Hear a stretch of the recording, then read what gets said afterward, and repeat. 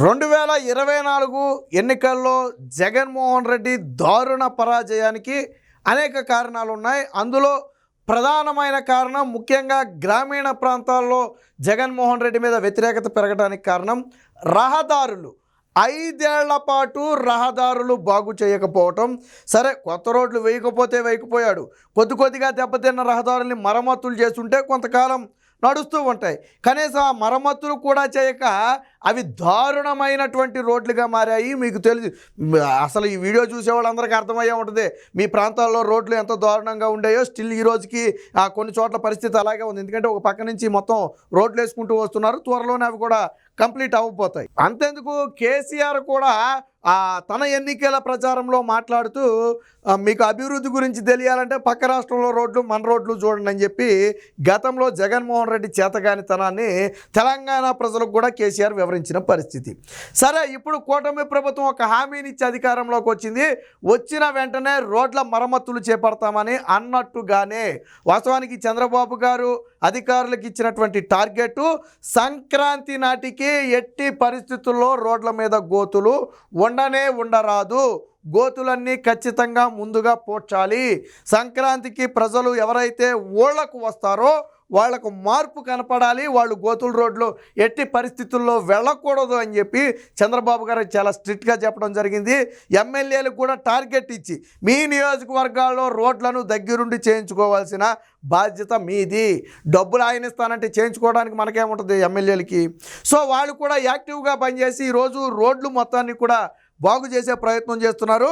మొత్తంగా రోడ్లు రాష్ట్ర వ్యాప్తంగా మనకి మచ్చుకి ఒక 4-5 ప్రాంతాల్లో రోడ్లు గతంలో ఎలా ఉండేవి, ఇప్పుడు ఎలా ఉన్నాయి అనేది శాంపుల్, అంటే రోడ్లు పనులు జరుగుతున్నాయా లేదా అనేది చెప్పడం కోసం వైసీపీ హయాంలో మీకు విచిత్రం ఏంటంటే టెండర్లు, ఎన్నికలకు ముందు టెండర్లు పిలిచారు. కనీసం ఎన్నికల ఇంకొక 6 నెలల సమయం ఉందనగానో ఏంటో టెండర్లు పిలిచారు. సరే, ముందు రోడ్లన్నా ఏం చేస్తే తర్వాత సంగతి, తర్వాత ఎన్నికల టైం అవుతుంది కదా అని. కానీ కాంట్రాక్టర్లు చాలా తెలివైన వాళ్ళు. మీరు డబ్బులు పాత బకాయిలు కడితే మేము కొత్త టెండర్లకు వస్తాం తప్ప లేకపోతే కొత్త టెండర్లకు రామని చెప్పారు. ఎందుకని ఆ ప్రభుత్వం ఉంటుందో కూలిపోతుందో ఎవరికీ తెలియదు. అసలు ఆ పాత బకాయిలే ఇవ్వలేదు, ఇప్పుడు కొత్త టెండర్లు తీసుకుంటే దీని డబ్బులు ఎవరు, రోడ్లు వేసి మేము మునిగిపోతామని చెప్పి ఎవరు బయటికి రాలా. దాంతో జగన్మోహన్ రెడ్డి చేసేది లేక రోడ్లను అలాగే వదిలేశాడు.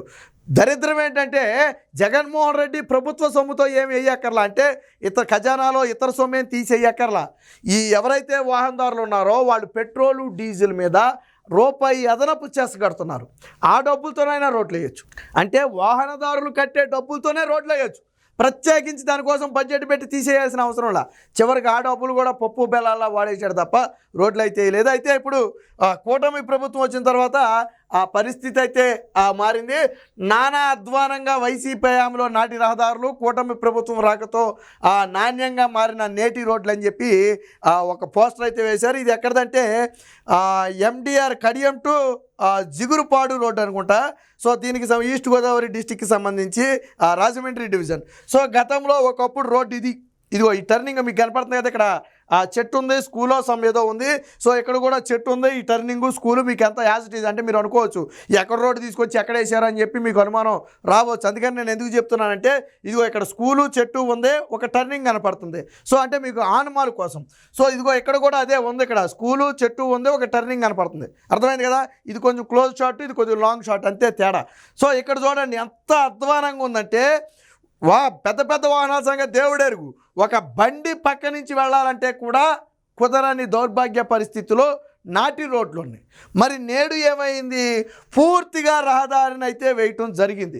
ఇంకా మనం పూర్తిగా ఇంకా ఇది వేసిన వెంటనే చూసింది, ఇది దీనికి రోలింగ్ అది అయిన తర్వాత చూస్తే ఇంకా చాలా నీట్గా కనపడుతుంది మనకి. వాళ్ళు ఎప్పుడైతే చేశారో అప్పుడు వెంటనే తీసి పెట్టినటువంటి ఫోటో ఇది. ఇదిగో ఆ వర్కర్స్ కూడా ఇంకా అక్కడే ఉన్నారు, వెళ్ళలేదు.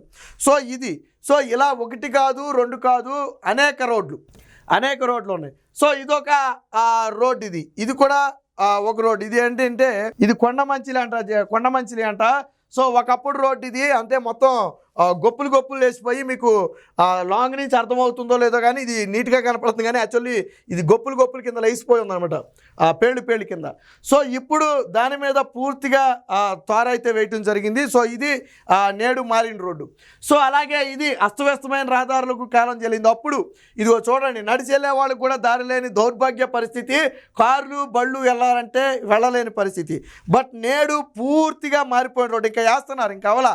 ఇది ఇక్కడ చూడండి, ఆల్రెడీ వర్క్ జరుగుతుంది, రోడ్డు వేసి ఇంకా పూర్తిగా మరమ్మతులు చేస్తున్నారు. ఆ టైంలో తీసినటువంటి ఫోటో ఇది, నేను ఇందాకే చెప్పా, ఇది పూర్తిగా అయిపోయిన తర్వాత తీస్తే ఇంకా నీట్గా కనపడతాయి. బట్ ఇది వేస్తున్నప్పుడే తీసి ఇదిగో నాటికి నేటికి తేడా అని చెప్పి వాళ్ళు చూపించే ప్రయత్నం చేస్తున్నారు. సో నాటి రోడ్లు ఎలా ఉన్నాయి, నేటి రోడ్లు ఎలా ఉన్నాయని ఒకసారి ఇవి రోడ్లే. చంద్రబాబు గారు ముందే చెప్పారు ఏంటంటే, మీరు ఒక ప్రాంతంలో ఒక రోడ్డు వేసేటప్పుడు ముందుగా దాని ఫోటో తీసుకోండి, రోడ్డు వేయడానికి ముందే ఫోటో తీయండి, రోడ్డు వేసిన తర్వాత ఫోటో తీయండి, ఆ రెండు ప్రజలకు చూపించండి.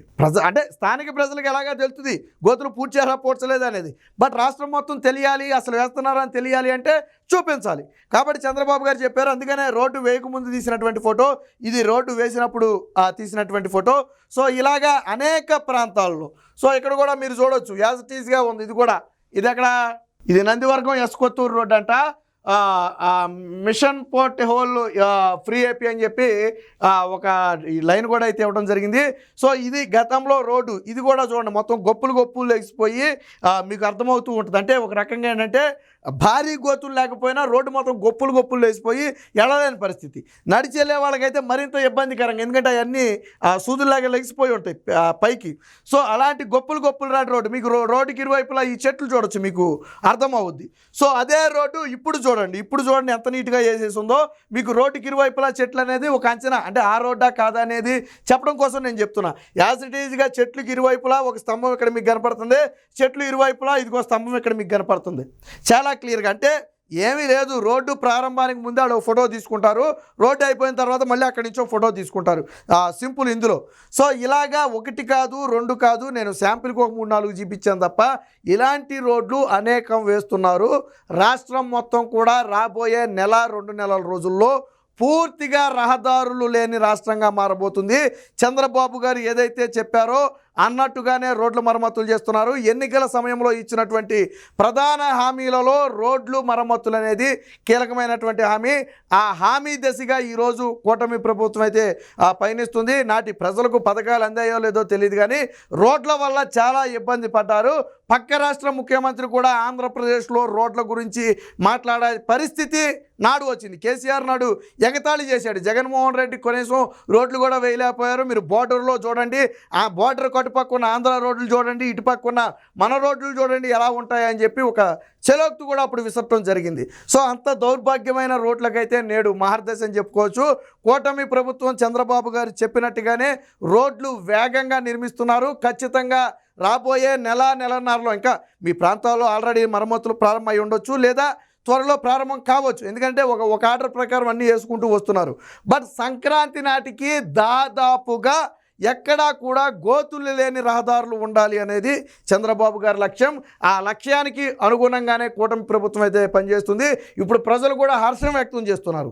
మిగతా పథకాలు ఇవన్నీ కాసేపు పక్కన పెడితే నిత్యం లెగిస్తే ఆ రోడ్ల మీద తిరగాల. ఒక రకంగా రోజు ఉద్యోగాలకు వెళ్ళేవాళ్ళు కానీ, ఆ బస్సుల్లో వెళ్ళేవాళ్ళు కానీ, లేదా ఆ రోడ్ల మీద నిత్యం ప్రయాణించి అవసరం ఉన్న వాళ్ళు కానీ చాలా ఇబ్బంది పడుతున్న పరిస్థితి. స్కూల్ విద్యార్థుల దగ్గర నుంచి అందరూ ఇబ్బంది పడాలి. ఒకనొక దశలో ఆర్టీసీ బస్సులు కొన్ని రోడ్లు మేము తిప్పమని చెప్పి డ్రైవర్లు తప్పుకున్న పరిస్థితి. ఎందుకంటే వాళ్ళు అనారోగ్యం పాలయ్యి నడువు నొప్పులు వచ్చి మేము ఆ రోడ్లో బస్సులు తోలలేమని చెప్పి తప్పుకున్నటువంటి పరిస్థితి. సో ఈరోజు వాటన్నిటికీ కూడా చెల్లిచీటి అని చెప్పొచ్చు. రహదారుల ప్రస్తుతానికి మరమ్మతులు చేస్తున్నారు. త్వరలోనే రోడ్లను పూర్తి స్థాయిలో కూడా నిర్మిస్తామని చెప్పి చంద్రబాబు గారు హామీ ఇచ్చారు. ఇచ్చినట్టుగానే ఇప్పుడు శరవేగంగా రాష్ట్రంలో రోడ్ల మరమ్మతులు అయితే సాగుతున్నాయి.